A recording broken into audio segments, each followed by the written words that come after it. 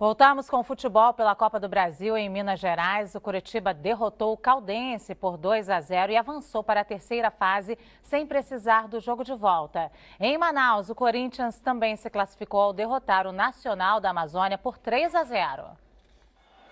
Kleber de cabeça abriu o placar para o Corinthians aos 6 minutos de jogo. Aos 21, Guerreiro aproveitou o rebote e ampliou. Na segunda etapa, Romarinho chutou fraco e o goleiro Jairo aceitou. Final 3-0 Corinthians. Na Paraíba, o Vasco ganhou de virada do 13 de Campina Grande. No primeiro tempo, o Esquerdinha abriu o placar para o time da casa. Na etapa final, Thales marcou 2 gols para garantir a vantagem do Vasco no jogo de volta. Pela Copa Libertadores da América no Paraguai, o Cruzeiro derrotou o Cerro Porteño por 2-0 e avançou para as quartas de final. Em Porto Alegre, o Grêmio também venceu no tempo normal, 1-0 contra o São Lourenço, mas o time argentino levou a melhor nos pênaltis e ficou com a classificação. Márcio Guedes, boa tarde. Boa tarde.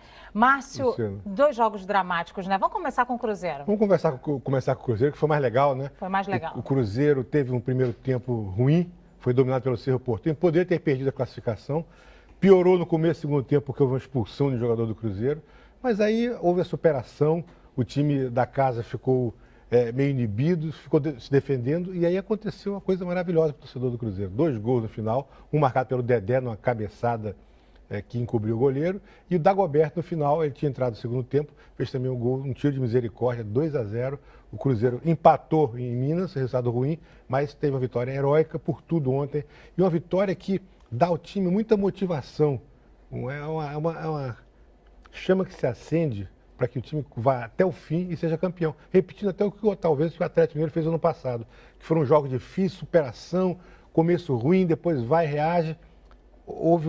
Essa vitória deu muito ânimo para essa caminhada do Cruzeiro. Agora, e o Grêmio? Não adianta falar que foi o time do Papa, a ajuda do Papa, essa história não cola. O que aconteceu? O São Lourenço, que já tinha eliminado o Botafogo, né? Agora foi a vez do Cruzeiro. Foi um jogo até equilibrado, porque o São Lourenço era perigoso nos contra-ataques. Mas o Grêmio teve mais volume de jogo, teve mais chance.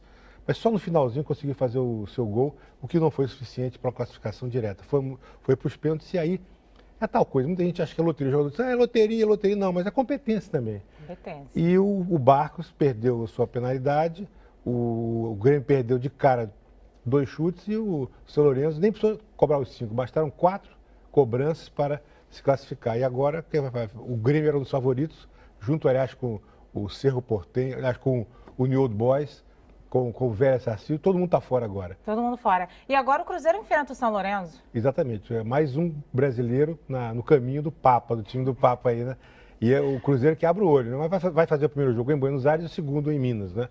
E hoje à noite temos o Atlético Mineiro enfrentando o Atlético Nacional de Medellín, lá no Independência. O Atlético perdeu o primeiro jogo por 1-0 e também tem que ter cuidado, porque se levar um gol tem que fazer 3 e tem que ganhar por 2 gols de diferença. E o Atlético não está bem. O Ronaldinho Gaúcho atravessa uma fase. Lever Coupe não se encaixou como técnico ainda, não tem a criatividade do Cuca e até o Tardelli não vai bem. É um momento perigoso e difícil para o Atlético Mineiro. Vamos falar rapidamente da Copa do Brasil, né? A vitória tranquila do Corinthians e do Vasco nem tão tranquila assim. O Corinthians teve uma boa vitória na Arena Amazônica, que é muito bonita, por sinal, vai ser um dos estádios da Copa. E o Vasco não jogou bem, levou 1-0 do 13, depois deu a virada com 2 gols do Thales, que é o talismã, como o Vasco chama, mas serviu pelo menos para tirar um pouquinho esse baixo astral do Vasco, que já no Brasileiro, em 2 jogos não conseguiu vencer pela Série B.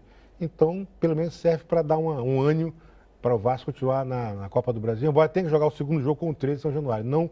Não evitou a perspectiva de um segundo jogo, só se fizesse 2 gols de diferença. Márcio Guedes, muito obrigada. Obrigado boa tarde para você. Luciana. Bom fim de semana já, né? Que já está começando o Exatamente, feriadão, né? Feriadão é amanhã. Feriadão agora, hoje é 1º de maio. Amanhã vamos enfocar então amanhã, né? Tá certo. Obrigada, Márcio. Obrigado.